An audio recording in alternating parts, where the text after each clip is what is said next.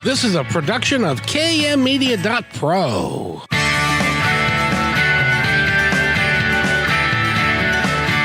Welcome back to Positive Talk Radio. Our goal is simple: to explore evolving ideas one conversation at a time. So come on over into our world. I know you'll like it, because on today's show,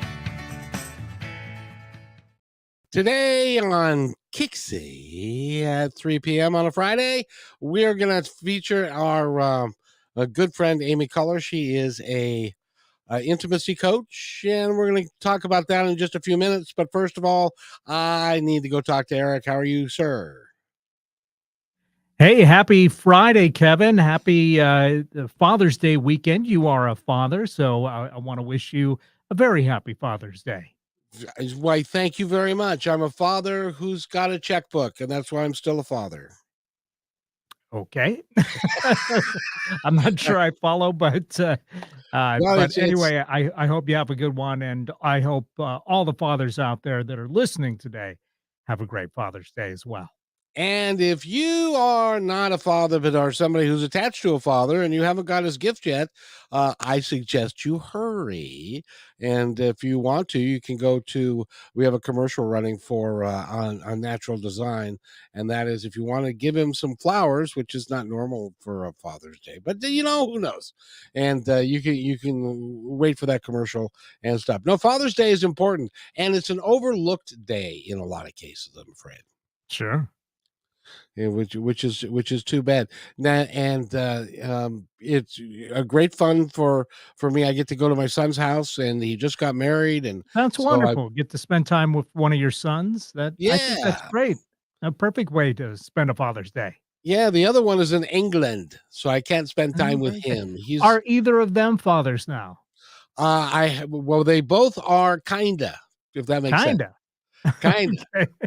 I have one That who they know of. Is it one of those deals? no, they know about them, but one is in England, and I've got a beautiful granddaughter. Her name is Athena.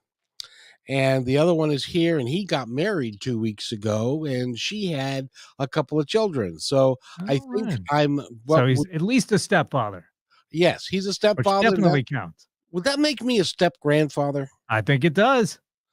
Well, that would be kind of cool, because then I don't have to go through all that waiting and all that. They're here already. There you go. You don't have to pressure them to have kids. They've done it. That's right. And so I'm looking forward to that. And by the way, regardless of how your family is configured, care for each other this weekend. Have a wonderful time being together and loving each other, and do something nice for Dad. That would be, because dads, I don't think we get all the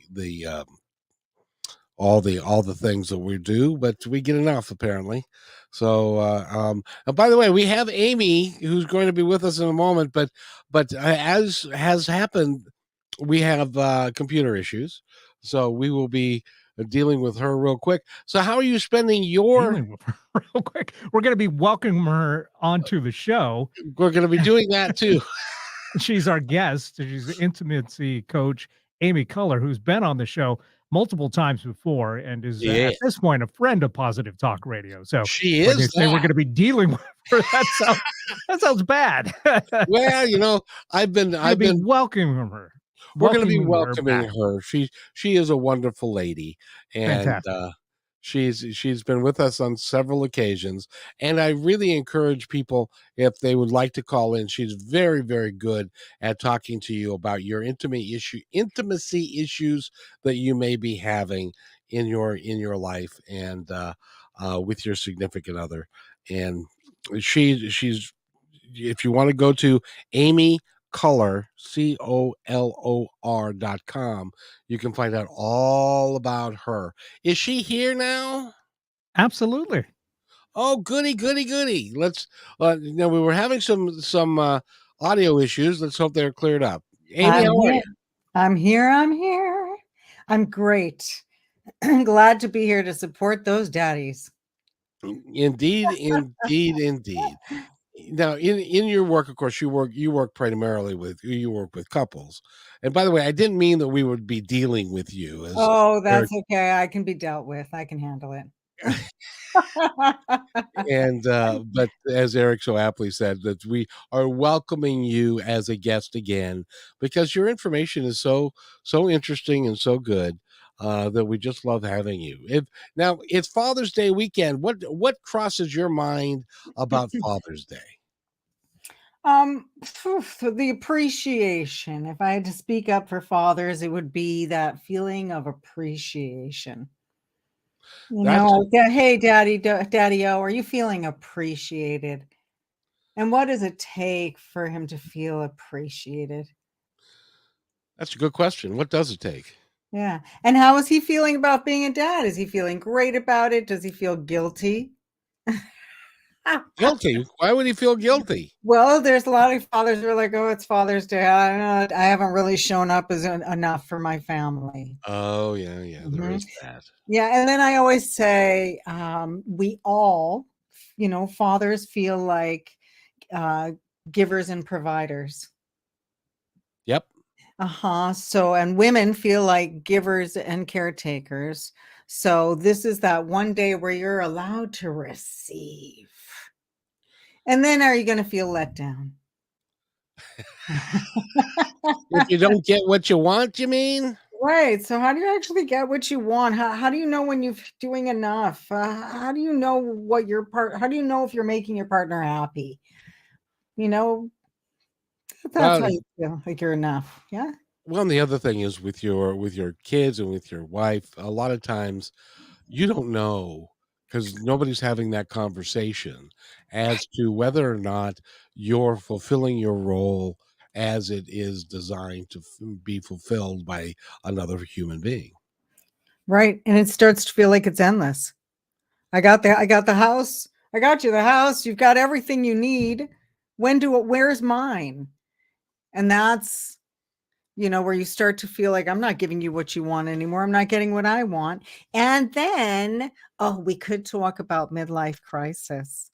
Oh, That that is actually a wonderful conversation to have. I've been having that conversation a lot with people lately because there comes a point in time, and tell me if this is true in your work. There comes a point in time when somebody says, "You know, gal, I graduated from college and I went into the workforce and I've worked hard and I've worked 50 hours a week and I've got the house, we've got the kids, we've got the picket fence, we've got the dog, but somehow it just seems kinda empty."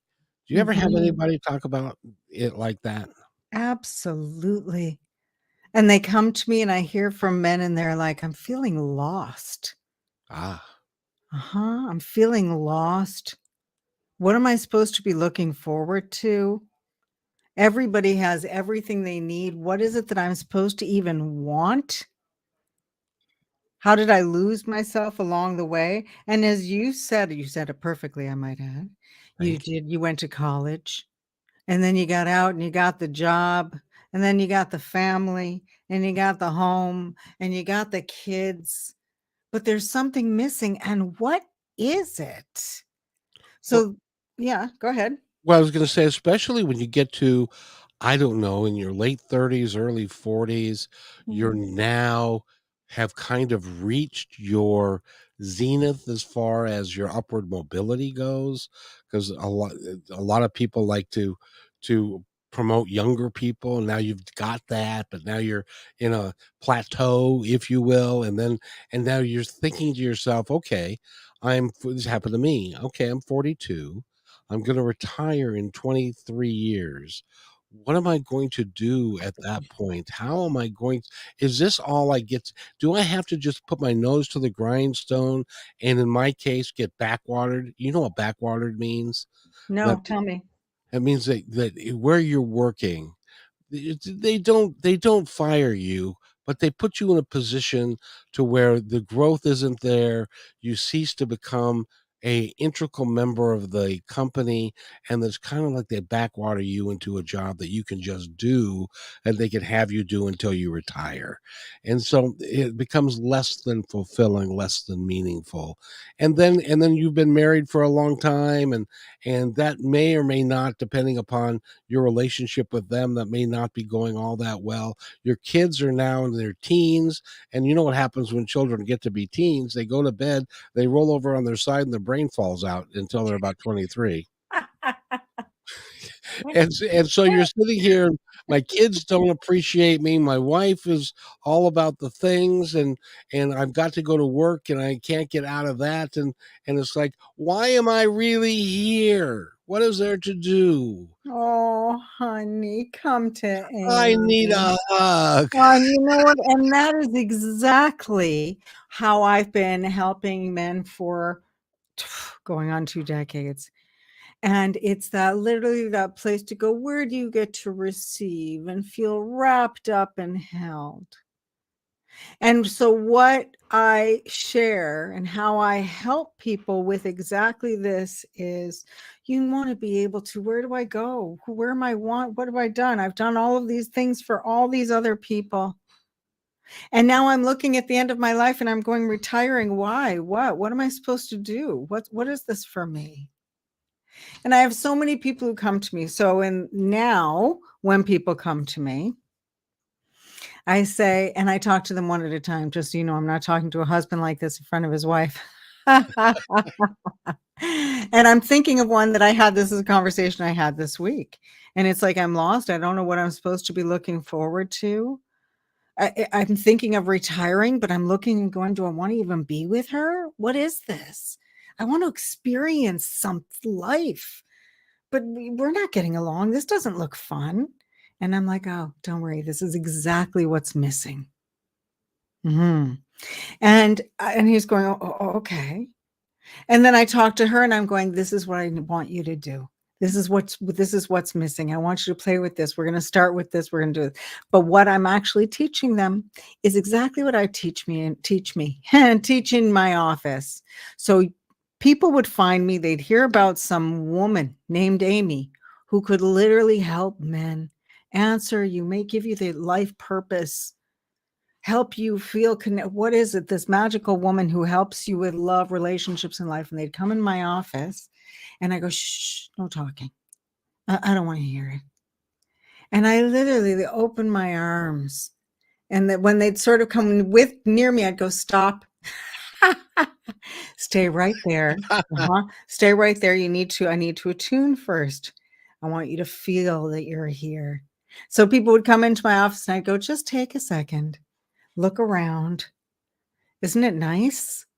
Welcome to my home. Mm-hmm. And I'd literally get them to, mm-hmm. Can you see me? Can you feel your feet on the ground? Just arrive here before we even start with just arrive. Let yourself see it. Can you hear my music playing? And I'd start to attune them to all of their senses. Does that make sense? Oh yeah. Oh yeah. Uh-huh. And then I'm literally going, can you feel me? Can you hear me? Mm-hmm. And when you get that right, they have an inhale. Go ahead. You were going to say something? I was going to say that see, and that's so contrary to how most men behave, because we are fixers. We are going to get in there and we're going to fix the problem, and whatever it is, we're going to try and make it work, however that looks, and so we're going to fix it. Just to be there, it's very uncomfortable for some of us just to be there and just be. Exactly. But this is the place that you come to practice. That's why I consider myself the coach. And also, um, men are there to fix, but they've come to me to fix it. They've come to me and as they say, I wanted this and I want to talk about this. And I hear that you do this holding thing and I want you, can you do this? And I like, shh, you don't know what you want. You've never actually experienced presence. You're trying to think about what your session's going to be like or about what it's like to see an intimacy coach. It's not that at all. So, okay, I can't wait. So as they show up and then they have this experience of feeling held and connected, like they're actually able to receive a hug. One of the things I hear this from men, fathers, that father who's exhausted from fulfilling everybody else's needs, his college, work, kids, house. Where's for me, the kids, ugh, is this what I want? And also from women is I want them to say, I love you. I want to feel held. Can you feel held when they actually hold you? I mean, I'm sure your wife gives you a hug. Can you actually receive it? Mhm. That's a good question. Yeah. Yeah, and my favorite was a wife who said, and I said, "Well, what is it that you actually want for Valentine's Day or whatever it was?" And she said, "I wish he would just hold me in a way that I could feel it and tell me that he loves me." And I said, "When he does hold you and tell you he loves you, can you feel it? Because I'm sure he does." And that was where she went, "Oh." How do I do that? So that's what I help people do. Stop talking. Stop the story that's running in the back of their head and just practice receiving. So for Father's Day, this is what I would, I want fathers to be able to receive. And that takes practice. That's why I actually encourage people to be in my program, because then they have a practice of giving and receiving. Oh, today is his day to receive. Okay, so I know he likes coffee. I'll bring him coffee the way he likes it, even though I don't like coffee, because it's that day to do extra for your partner. And you've had a practice of it all year. And that is an important aspect of it, because in addition to husbands that on Father's Day feel maybe not appreciated enough, and they don't know where to go with it and how to deal with it, their spouse, their wife, can sense that in them, and so they are at a loss as well, because they don't know. When he comes home from work and he has that look in his eye, like, I really, really don't like what I'm doing, but because of you and the children, I have to be there because I need the paycheck. And so there's this feeling of they can even blame their spouse or their kids for them having to go through this, because if I was alone and single, I wouldn't have to deal with any of this stuff. Oh, yeah. Yeah, That's that'd make you happy. Boy, no kidding. No. But it wouldn't. So Well, how I does the wife deal with that? I appreciate that. So that question's perfect. I wrote the words I wrote were ugh, like ugh. You come home, you're looking at your relationship and you're like, ugh, do I want to give to them? Do I want to receive from them? That's because there's ugh is that feeling in the space between you. And I wrote blame and I wrote give. So the way I approach relationships is the same way I approach when people come into my office, and a baseball team, a football team, a sports team. If they were to, I'm not going to give, and it's your fault that I dropped the ball at that last game, then they'd never get over it. They would never be able to play the next game because they were still holding on to the fact that you dropped the ball in that last game. Oh, I'm never throwing you the ball again. Yep. Uh-huh. That's exactly it. We start to hold a grudge. Those start to build up. And then everything starts to feel like a chore, because that's all you do together is you're doing chores. You're not showing up and having a loving practice. And love takes practice. You get married for love, but then you stop practicing those actions that are love. So I have a formula that I do, which literally helps people practice. Oh, it's your day. Oh yeah, this today you get to give me through, a cup of coffee. Practice receiving, practice asking for what you want. And it can be as little as a cup of tea the way you like it. How do you like your tea? I want to make you a cup of tea exactly the way you like it. So on every Wednesday, every other Wednesday is going to be all about you. I'm going to start the day by bringing you a cup of tea the way you like it. And then at night, I'm going to give you an arm massage, because I know you love the arm massage. Oh, and then we're also going to practice that same arm massage in the bedroom on Saturday. Now that's interesting. Mm-hmm. Yeah. So, what do you do how do you advise a couple that come to you and says, and the man says, the father said, look, I work 55 hours a week. I get home at 6 o'clock on Friday night, and I wake up Saturday morning, and there's this honey-do list of Oh, things that I'm expected to do on the weekend that I have days off when I'm tired, and I want to in the fall. This was me. I work a lot. I want to watch my Seahawks play football, and because sometimes things got in the way because she had wanted to do things, she would hold it against me when I was wanting to watch a football game uninterruptedly, which, by the way, is how a door got a hole in it one time. But that's beside the point. oops. But how do you encourage couples to deal with those sorts of issues? I love this question. I recently had a wife, one of my members, texted me, because that's the great thing about having coach in your corner is I'm actually in your corner. You have access to me. So she texted me and she says, Amy, what do I do about I came home and my husband is watching football and he loves watching football. It's his favorite sport, but he watches it all the time. I want him to stop what he's doing and come and greet me at the door. What should I do? And I listen through my ears and I say, I hear that what you want is connection with your husband when you get home. However, when your partner is doing something that they love to do that interests them, don't interrupt them. Be their partner. Love the fact that your partner has something they're doing that interests them.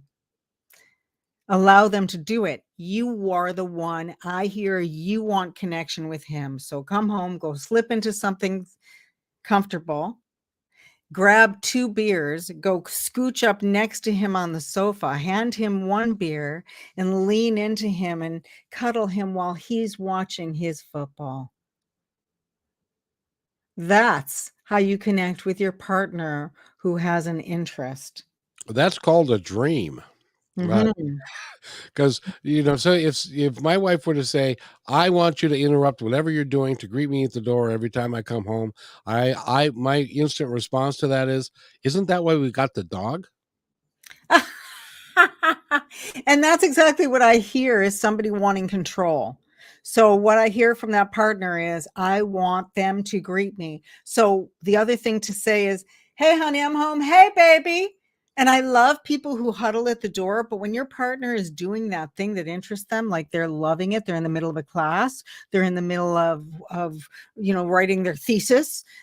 One of my clients, they're in the middle of watching their favorite sport. Interrupting somebody while they're in the middle of doing something is not what you do to a loved one. And I'm going to add to that because you said it, that you've worked for 65 hours and then it's your Saturday and you got a honey-do list. What am I supposed to do about a honey-do list? I'm going to tell you that honey-do list is a fear of intimacy. It's an intimacy blocker, and it's a thing that people do to go, we're going to connect over all these chores. See how many chores we have? We're so busy. We don't even have time for us. See? And we're going on a vacation. We've got to pack for that vacation. We've got to plan our vacation. Without intimacy, all of life is a chore. Without going, hey, honey, let's take the morning off. We've got these chores to do. Let's do 2 of them together. And I also talk about that, like how you start anything is how you start things. So I tell couples even how to start a chore together. Okay, how about I do the floors and you do the other stuff? Does that work?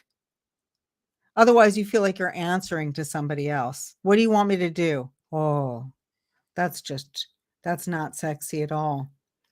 Yeah, so that honey-do list, I want it to be hey, that is a big list.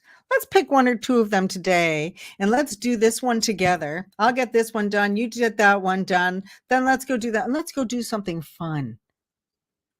If you're the one going, ugh, then learn how to interject and make it about us, because that's what I always see with those 2 people. That's him going, this isn't fun. I'm just doing chores and somebody is telling me what to do. And that's, the only time we want to be told what to do is when we're naked. That's one way to look at it. Yes, ma'am. Mhm. Yeah, it's exactly right. Now, I do have a question for you that came up in, I like to say to people that I was married for 24 years. It was the best 6 months of my life. And some people find that rather humorous. But in any event, um, we used to have a um, tradition in our house, Mm. which was that because we would have, because I like to cook. By the way, I can cook an entire Thanksgiving dinner by myself. Nice. So I like to cook, and I was able to do that. And so what we would do is clean up our house, and we would make it spotless so that our families could come over. And we did Christmas Eve and Christmas Day and the different family groups and stuff. And every year, I would sit there at the end of the night, the second night after the dishes were done. I'm exhausted, and we're having maybe a beer or a cocktail, and I say, "All right, kids, wife, gather around. Look at how the house looks right now." Tell me if you've had this conversation with somebody. This is how the house looks right now. We're going to keep it this way all year long so we don't have to go through 2 days of sheer hell to get the house clean enough for people to come over. So everybody's going to do toe their weight, and that lasts a whole week. And then we're back to the way we were. How Mhm. do you get everybody enthused about keeping everything, because somebody is going to end up picking that up. And if Okay, it's here's how you're gonna ask. Okay. One of the I actually joke about this, but I'm serious. One of the best things a couple can do to have a happy home is to get a housekeeper. If they come once a month, twice a month, every week, however, whatever they can afford, even if it's that once a year. I'm just sharing. The other thing you can do is, how do you get everybody on board? How do we do this all together? We don't. It's never going to be fun. As my mama used to say, everybody's got to clean their toilet. You can either complain while you do it, or you can sing a song while you do it. So that's why I say if you got to get things done, the reason you get into life takes a lot of work. But the reason you get into a relationship is because you go, life takes a lot of work and life is hard, but I'm going to love going through life with you. And then you start to resist and you start to go, you're doing that wrong. I can't believe you're cleaning that. You skipped a spot, instead of just noticing, thank you for doing this with me. Otherwise, I'd have to clean the whole house myself. Appreciate the fact. That's what I say. Appreciate the fact that you got somebody who knows your middle name and is willing to clean your bathroom with you. Are they always going to be into it? No. I'll tell you, lately I'm hearing from husbands who are going, I'm really tired of living in perfect house. We fight over this house isn't perfect. You left a pile of books there. You didn't do it. And they're living in a Pinterest picture. And I feel like it's the influence of like Instagram and Pinterest. It's that social media where women think everything has to be perfect. Everything has to be perfect. Yep. Mm-hmm. Yes, And it, indeed. yeah, Go ahead. and it doesn't. It's home. And it should be home, and it should be nice and relaxed and stuff. And but that was just one of our many issues that we had, was that we had different styles of cleaning. One was not, and one was bare minimum. So And that is that, I would also say you're a team. So I've helped lots of couples coordinate the chores of their home. So it's like for him, throw everything in a bucket. If she's the one who it's important to her that it's vacuumed every day, then it's important to you that it's vacuumed every day. We're either going to discuss why that's a control issue, and it's an issue that you're using just to blame your partner for not being intimate, for not being vulnerable and not caring. But I have conversations so that it can be like, I grew up and my mama was a hoarder and I can't stand it. It really triggers me. Oh, sometimes the solution's in the understanding, because if I knew that it triggered my husband, my partner, because it brought up horrible feelings from their childhood, then I'd vacuum every day. One of my clients is OCD. He vacuums every day. He gets mad at her for not vacuuming. And I said, you're the one who likes to vacuum. So stop being mad at other people. It's a fine job. Yeah, vacuum it every day. Knock yourself out, dude. Exactly. By the way, we're talking with Amy Color. Go to amycolor.com and you can find out all about her. She's got a TED Talk that is a must-see TV. So you need to go there and let's do that one more time. And listen to her TED Talk. We need to take a break. You're listening to Positive Talk Radio, and we'll be back with Amy in just a moment. I think she's got a question that one of her listeners brought in, I think.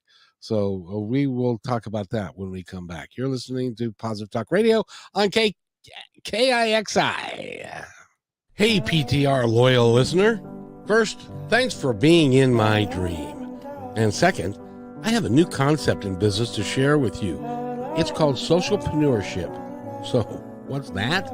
Well, it's the idea that any company designates all profits, beyond expenses, to be awarded to a local or international charity or project which is working to achieve good in the world. KM Media is such a company. We believe that it's important for us to give back whenever possible and to make great things happen. So I hope you'll join us in creating this new business model that will positively impact all of us. In the next few weeks, we will lay out the plan and begin our fundraising efforts. So stay tuned for more details right here on Positive Talk Radio.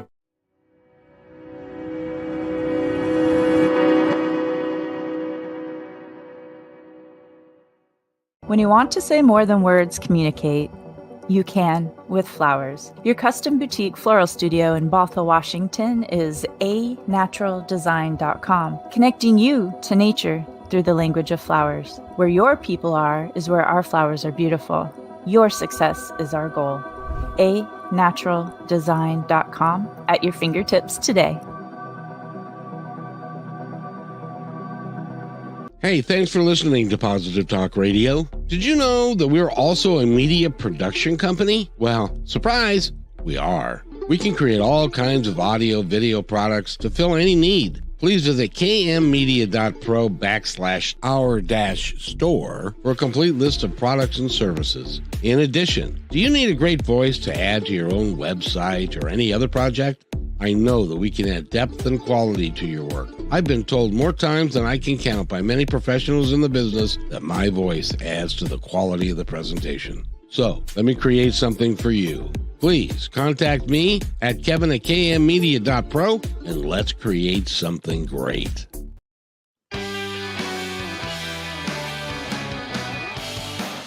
And welcome back to Positive Talk Radio right here on KIXI 1180 AM. I'm glad you're here, and we're here every Friday at 3 o'clock, and we're also on KKNW 1150 AM on Monday at 3, Wednesday at 4, and Friday at noon. So it's we do the show on Monday, Wednesday, Friday. So there's no reason for you to miss it. They're all new. They're all live. And we have some of the best people on the planet. Amy Color is one of them. She's an intimacy coach. And you know, Amy, we've been talking about a bunch of stuff that are surrounding around intimacy, but we haven't really talked about intimacy. But these are all the blockers that somebody taught me that term not too long ago, a blocker, which is something that prevents you from doing what your overall desire and task is. And so all of these are blockers to having a happier life. Would you agree with that? Oh, yeah, absolutely.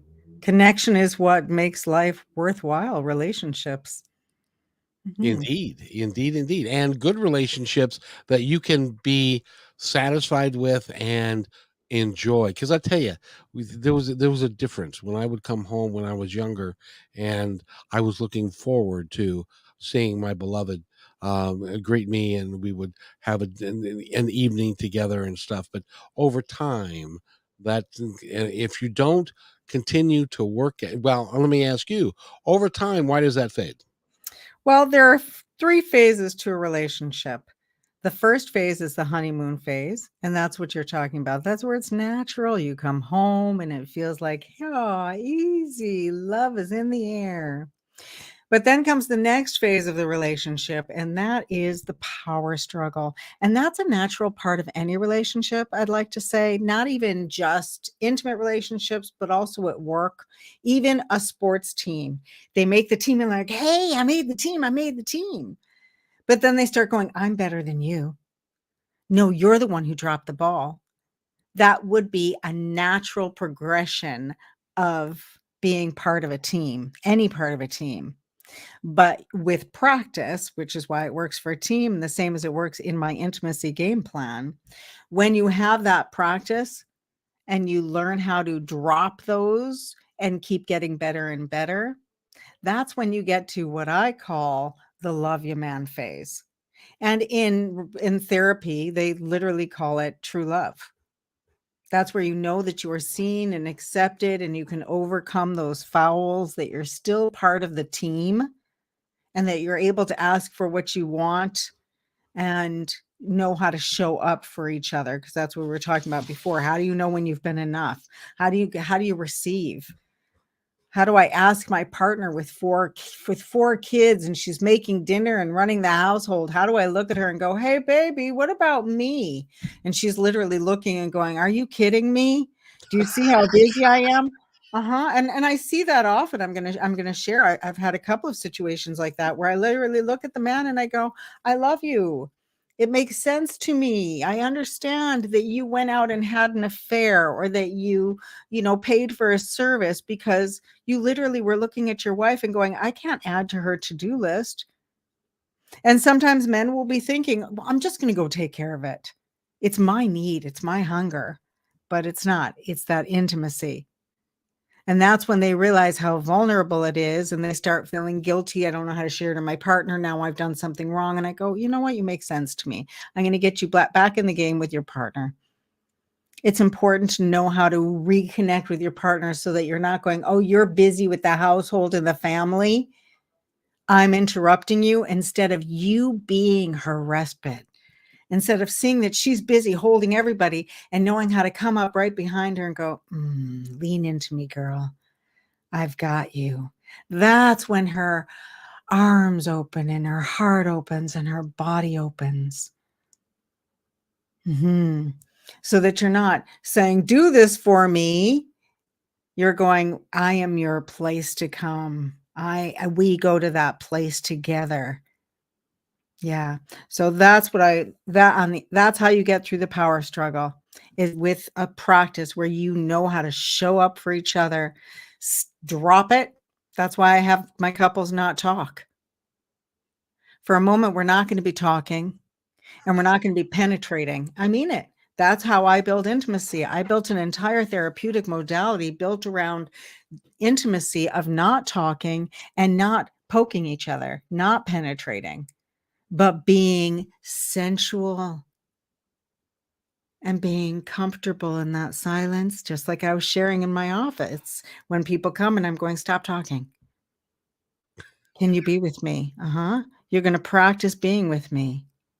And what would happen is my clients would leave and going, well, what the hell? I feel so good about myself. Because you didn't leave here going, did I say the wrong thing? Did I do the wrong thing? You left here feeling cared about, safe to say whatever came up. That's why I always say, ask Amy anything, because I didn't make men filter what they talked about. They could tell me they had that affair. What do I do? How do I tell my wife I saw you about it? You don't have to tell your wife. You're going to go home. You're going to hold her. You're going to make this sound. For right now, don't worry about telling her. She'll just be happy you found somebody who can help you not feel stuck, not feel like you're going through a midlife crisis, not feel like you have to leave your family or have an affair in order to feel alive. I'm going to teach you how to receive from the person the love that you want to receive from. Isn't that beautiful? Yeah, it is beautiful. That is really beautiful. Now I have a question for you that I've been thinking about a little bit, and that is this: is that we spend the entire essence of our lives, either watching TV, looking at our phone, the radio, working, doing chores, doing stuff, would it benefit people if they were to, as a couple, were to, if you've got side by side chairs and you can sit by each other, you turn at night, turn off the lights, turn off everything, and just sit together in silence? Would that be helpful? What I ask people to do is, instead of sitting in silence, I have them sit together and go, mm-hmm, mm-hmm. Because if you're in silence, your brain is spinning and you're building resentment. Should I be doing this? What's supposed to? But if I give you and tell you that you're supposed to be sitting there going, it can be really soft and silent, like, there's no right way to do it, no wrong way. It's that yes sound that you make. And so I tell people, start with, can you feel me? And I have them go side to side on their arm, and it doesn't matter how you start, just do it. And I also have them set their timers on their phone for 1 minute, 3 minutes, because we have this thing of how long is it supposed to be? When is enough? So I say, start really little, start with 1 minute of going, And I have people sometimes, like if they're in totally different moods, I have them go back to back, because then you're feeling the vibration through your back. You're physically connected. You know that nothing else is expected. You can't grab each other. You can't see each other. There's no eye gazing. So this is literally just like a team, just like a football team. I am willing to show up for you and connect with you no matter what mood I'm in. And that's what I talk about. People go, I'm not in the mood. I don't care what mood you're in. You joined a team. On Wednesdays at 7:00. On Fridays, it's a perfect time. Fridays at 5:00 at the end of the day, when I come home and I say, honey, I'm home. It's Friday. Oh, coming. And then go back to back, or hold your partner from behind and make that sound 3 times. It'll change your relationship. It'll change your kids. It'll change the mood in your house. Then you have that connection that's not like, because otherwise people walk in the door on a Friday night and they're like, how's your day? And you know what that is? That's an invitation to complain. Traffic sucked. My boss was, so you're going through a list of complaints instead of, hi, honey. I'm finally home. Tell me about your day later. Exactly.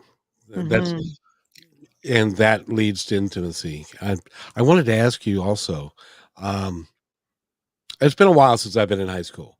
So we had our 10-year reunion, we had our 20-year reunion, we had our 30-year reunion. And it was that long ago. And there are, in the high school that I went to, there were a lot of people that got married directly out of high school. Aww.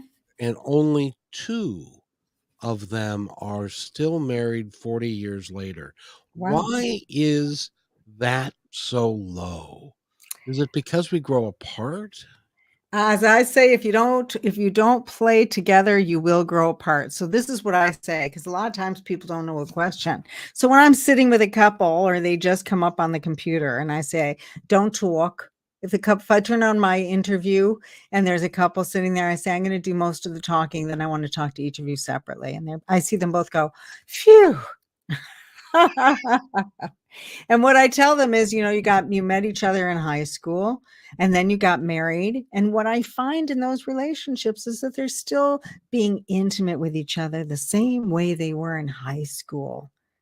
It's still kind of, stop it, get away from me, honey, baby, let's do it. So they're still approaching each other the same way they did in high school. I don't know what you're talking about. And they haven't learned skills.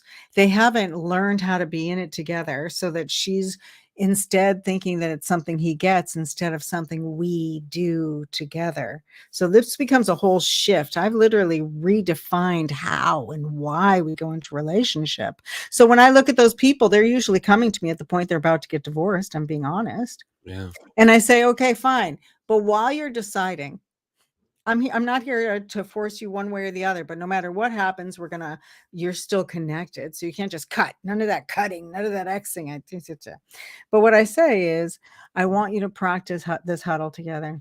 We're going to learn a new way, and you're going to feel different in a week. Because that's what happens. Suddenly they're not trying to have sex the same way they did. They're not resisting. They're not this. In the morning, one day he's going to hold you from behind. 2 days he's going to hold you from behind. The next 2 days she's going to hold him from behind, and they're going to make that sound. And what happens is, by day 5, they're going, wait, I want 2 days again. This is the thing. This is the thing that was missing, that ability to not talk. And that's not sex, because what's happening is they're resisting having sex. This isn't sex, and this isn't talking. This is simple. It's so simple. And that's why people are like, what? All we have to do is make the sound together. Yep, it'll start everything.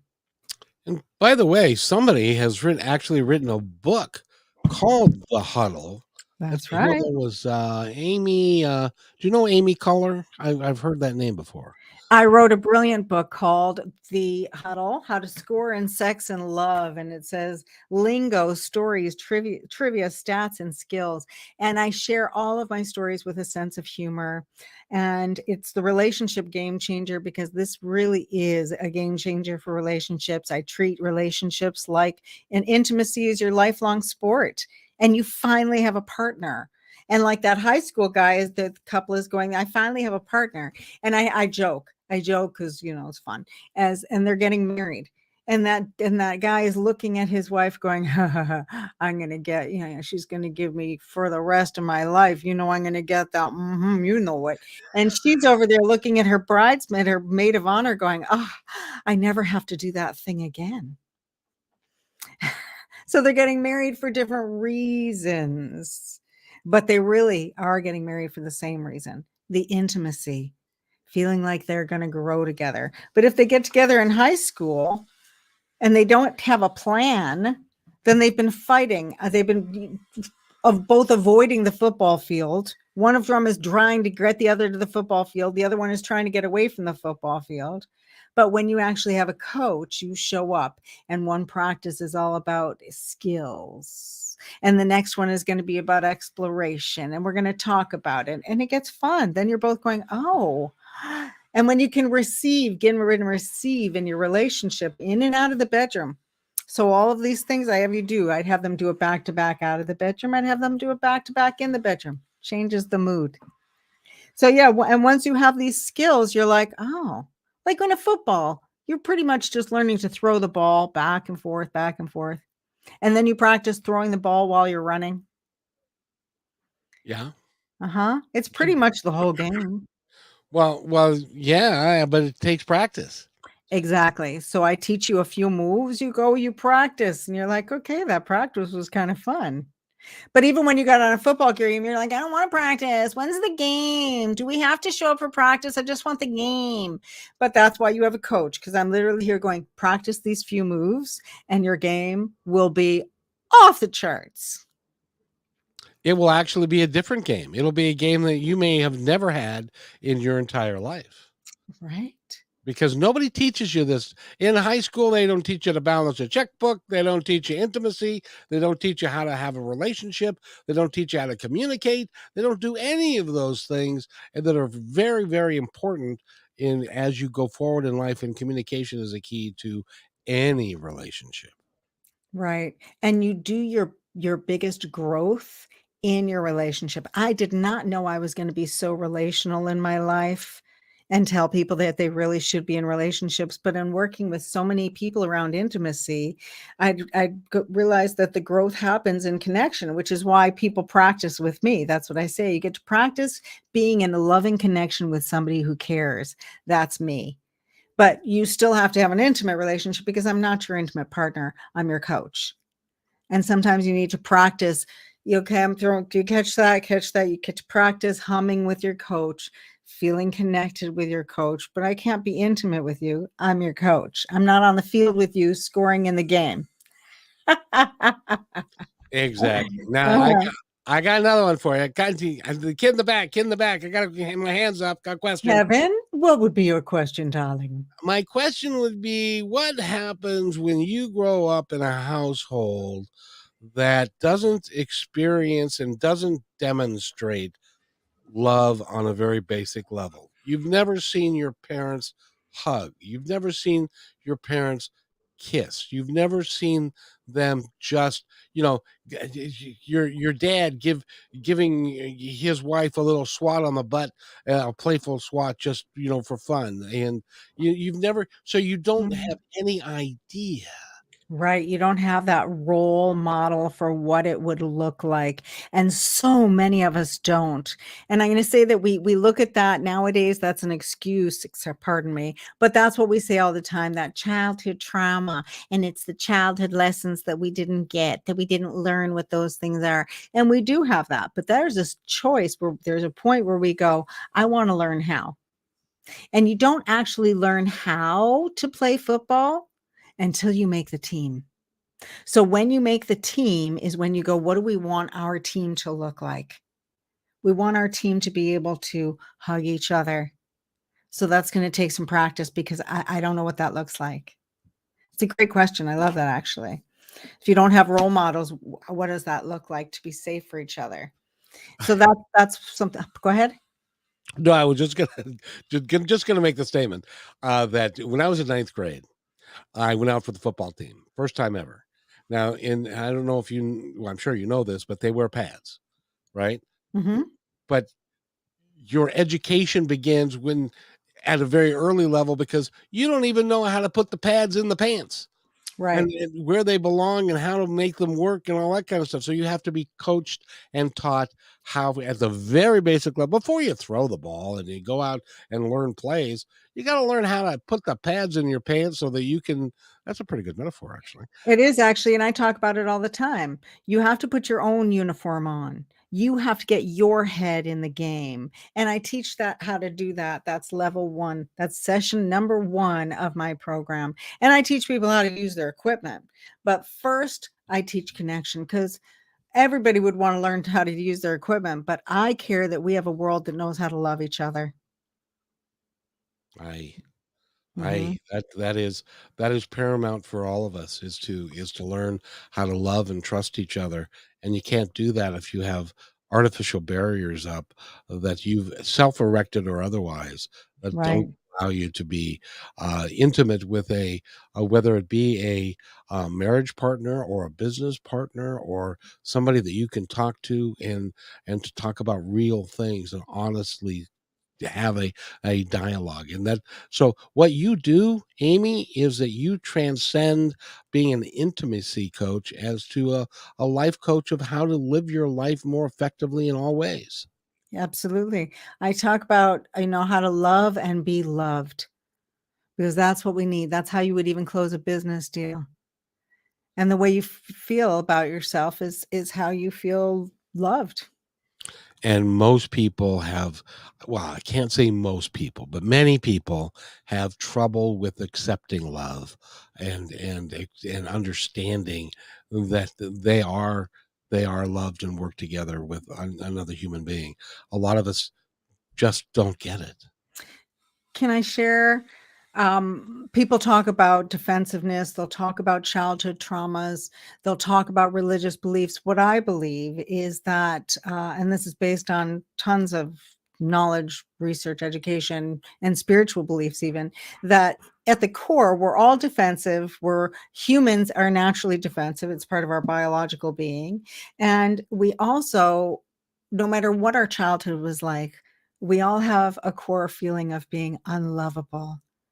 And that is what our whole lifetime growth is, to be lovable to ourselves and feel like we're able to be loved by somebody who we love. Because that's what happens, is we get into a relationship and we're going, I'm unlovable. How can you love me? I'm going to prove how unlovable I am. That's part of what we do. And some of us are really good at that. Oh, yeah. I feel you. I feel you. Well, we've just got about a minute and a half left, and I just Oh, wanted to say, first of all, thank you for being here. You really are fun to talk to. We get some really good information out. I can ask you anything, and mhm. you've got an answer for it, and it works out. It works out really nicely. I've got about a minute left, and by the way, go to amycolor.com. Anything else you'd like to add before we go? I would love to. I have a program. I have a book, The Huddle. You can find it on Amazon. I have a program, The Intimacy Game Plan. And if you mention Positive Talk Radio, you'll get 10% off of my services. And I offer a free consultation. You can go to my site, amycolor.com, where you can book a free call and talk with me. And I'm happy to hear where you're at and if we're a good match. I will send you a link, tell you about my program, and help you apply today and start today so you can get back in the game by Father's Day. Wow, that's day after tomorrow. Oh, yeah. The minute you start, you're in the game. That is just awesome. Again, amycolor.com is where you go. She's adorable. She's been on the show before. She's going to be on the show again. Look for her on KIXI on at 3:00 on Fridays. Not every Friday, but I just love having you here, and you make it so easy for me. Thank So you. thank you so much. And by the way, everybody, happy Father's Day to all the guys out there, and be nice to him. He deserves it. And be kind to one another because you deserve it too. Be kind and because each other's all we've got. We'll see you on Monday.